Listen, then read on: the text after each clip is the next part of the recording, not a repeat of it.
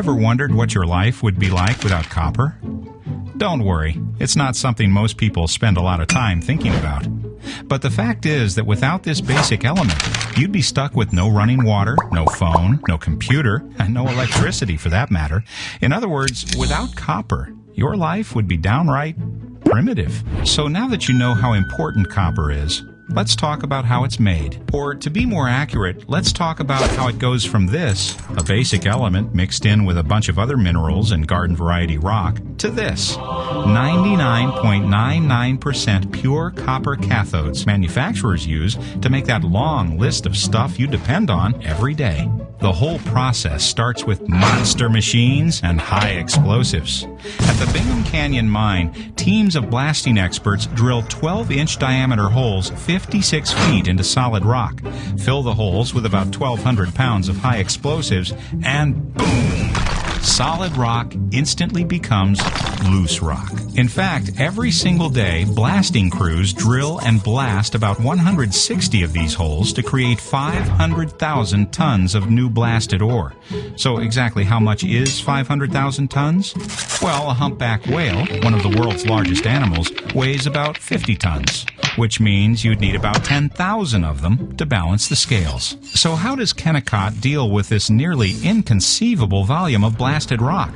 Well, the simple answer is that you pick it up with giant shovels that can carry 100 tons in a single scoop and dump it into massive haulers.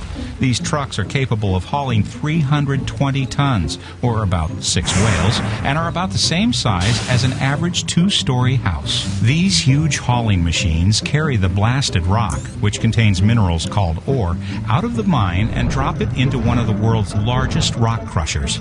This giant crusher turns the big car-sized chunks of loose ore into more manageable, basketball-sized rocks at the rate of about 10,000 tons per hour, and then drops the crushed ore onto a conveyor belt.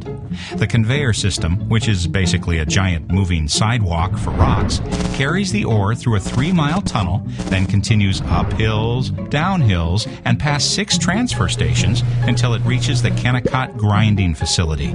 This 5-mile trip takes about 29 minutes. If only rocks could appreciate the fun of traveling 5 miles on a moving sidewalk. When it reaches the grinding facility, the ore runs through a series of giant rotating mills.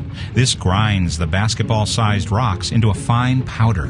After all that blasting, hauling, crushing, conveying, and grinding, the copper is finally ready to be separated from all the other minerals and materials that surround it. This is also where the process switches from brute force to applied chemistry. The finely ground ore is poured into flotation cells and mixed with exactly the right amounts of water, air, and chemicals. This causes all of the copper-bearing minerals to cling to air bubbles and take a free ride to the top of the flotation cell.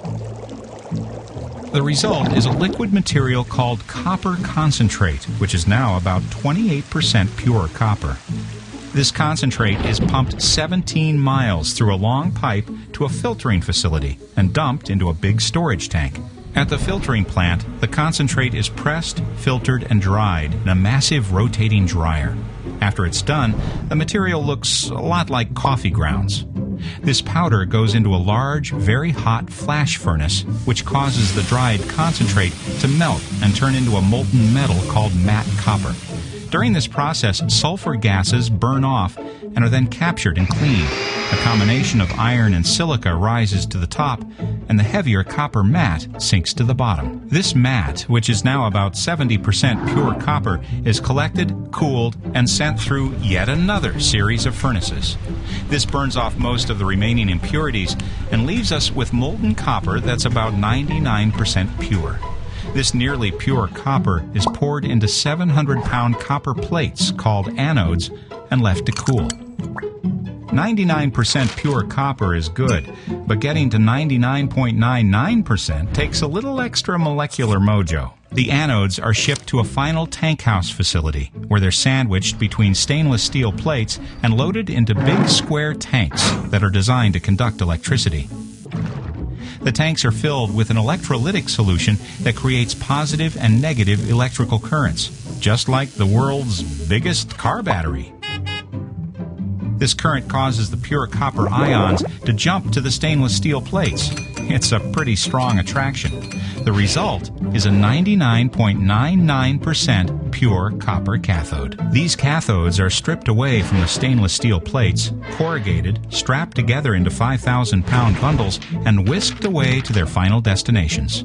And finally, they're turned into cell phones, computer components, copper pipes, copper wire, and many other things that make our modern lives possible. That's the amazing story of how we take copper from this to this. 99.99% pure copper. It's not easy, but when you stop and think about what our lives would be like without copper, it's worth it.